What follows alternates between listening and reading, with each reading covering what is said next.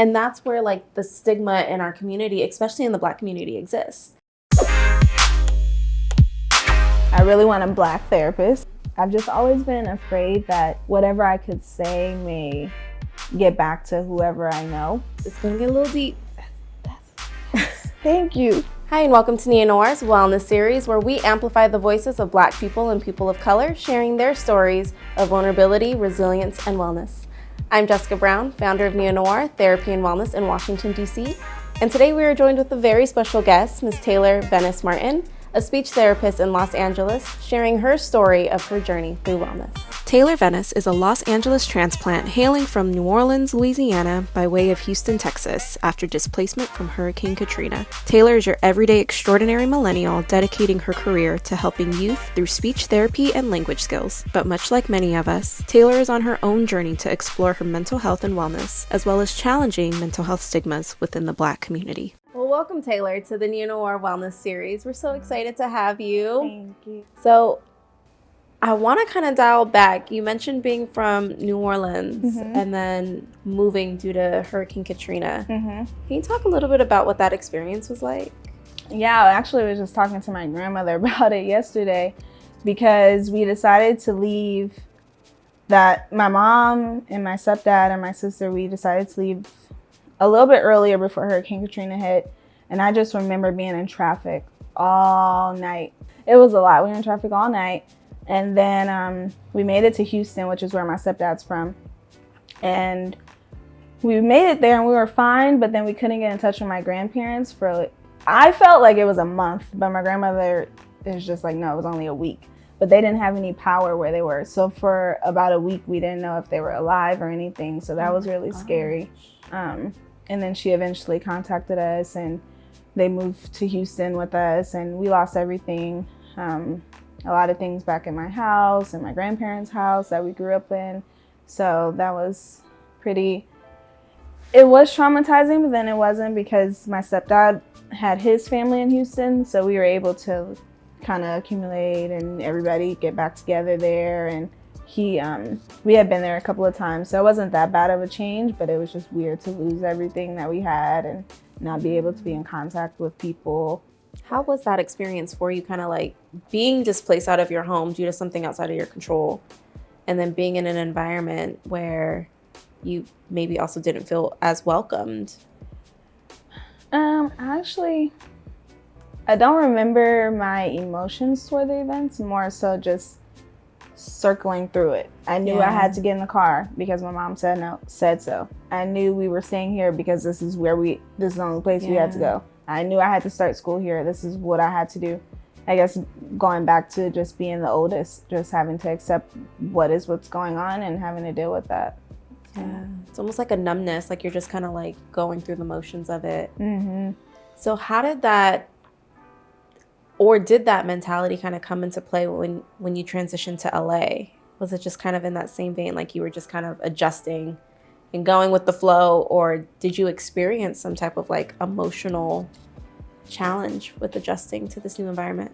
So moving out here, I knew it was actually kind of the opposite. I knew I was always in the motions and just going with whatever was going on at home, that I needed to get completely out of everybody at home and just go all the way across so I can learn what Taylor needs to do and what Taylor wants. So coming here emotionally was okay. It was weird because be it that family is that hold, it's still something very deep to me that not having it is a change. It was very drastic. Like I miss home a lot. But I started to build my own community. A lot of friends from Xavier were out here. And then, like I said, my friend from college, we were really close in college and she moved out here from Atlanta. So we were just each other's steady place. Yeah. I love that because as I shared with you, like I moved from Southern California to Washington, D.C. And that was probably one of the biggest instrumental pieces of my life because again, like you, I needed to figure out who I was. And so what do you feel like prompted that need or like prompted that journey for you? I knew I needed to travel. I said I didn't want to be stuck in the southern rotation. There's so much more than just here. Yeah. So I knew that I wasn't myself. I was myself, but I knew that there was more to Taylor that she needed to learn on her own without hearing her family saying this and saying that, because that's all I do. My family says this is the right way, and then I'm like, yeah, you're right, this is the right way. And I needed to start making decisions for myself.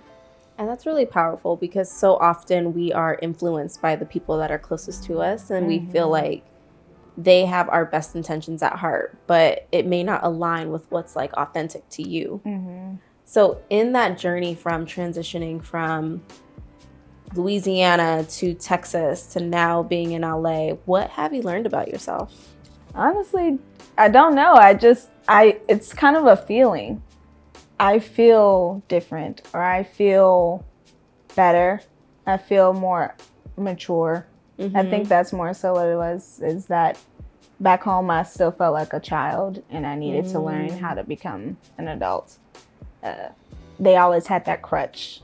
Yeah. And so now out here, I just got a new apartment, still without a kitchen table, but and I'm like telling them, nobody has sent me a kitchen table yet. So I'm like, man, all right, I guess I gotta get a kitchen table.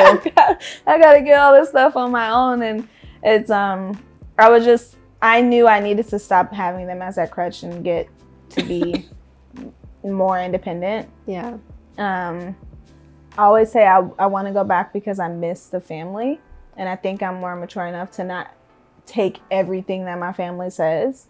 But it's been great. It's definitely different and expensive. But what does it mean for you to be well? I think it means to be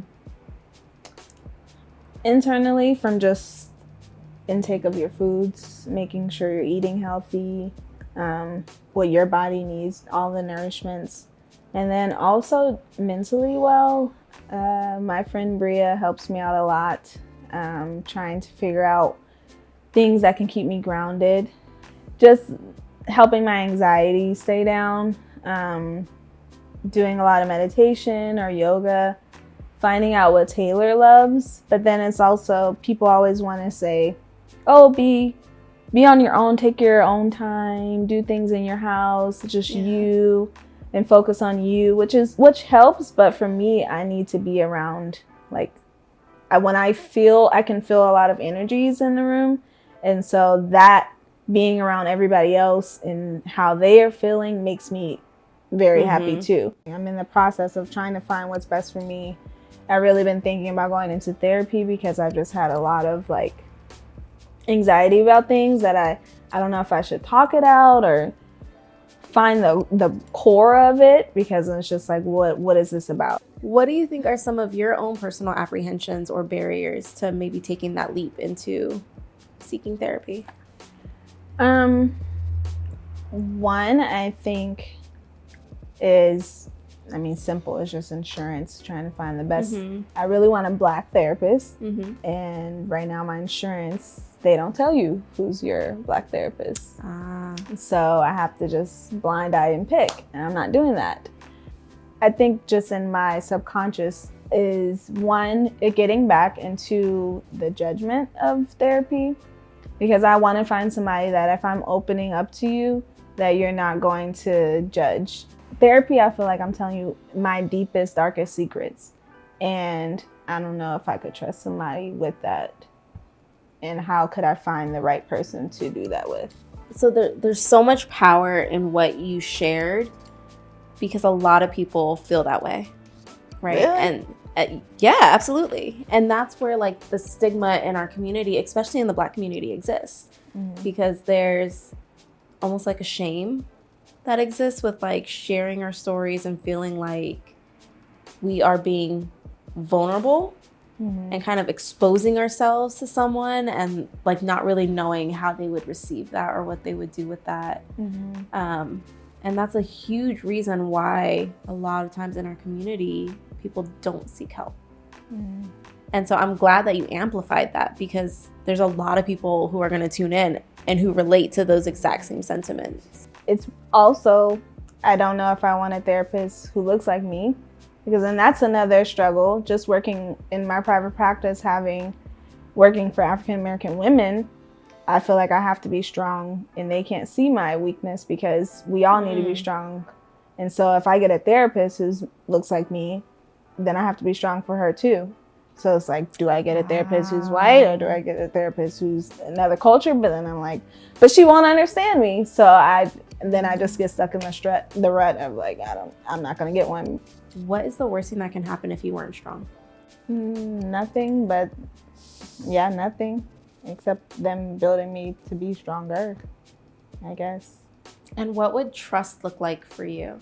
Because, I mean, we can put a Black therapist in front of you, and then I can't guarantee that you would trust her just because she's a Black therapist or he's a Black therapist. So what does trust look like in that sense? I think just the openness from them, and then openness from me, and just being able to understand like this is our space, and that nothing outside of this space is going anywhere, which is tough.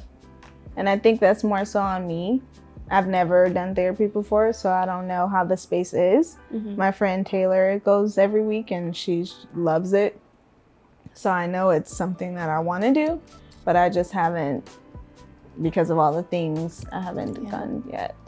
I need somebody that can talk to. I literally woke up in the middle of the other night in a nightmare, and it was about work, because I was late for work. And my body was tense, and it was 4 a.m. and I'm like, why am I stressed out about work? Right. This is not okay. Is there a connection of like maybe something that your parents have instilled in you? Because a lot of times in the Black community, it's like, oh, well, you don't need a therapist, just go to church, or just talk to, the pastor, or do something. Like, was any of that ever brought up in your childhood or background, or were you just observing people around you kind of hold this strength? I think a little bit of both. So I grew up with my mom, and I also grew up with my stepmom. And so my stepmom and her family are always, let's talk, get it out, what's going on. Like her sister is the therapist, and so we always communicate. But then my mom is very tough.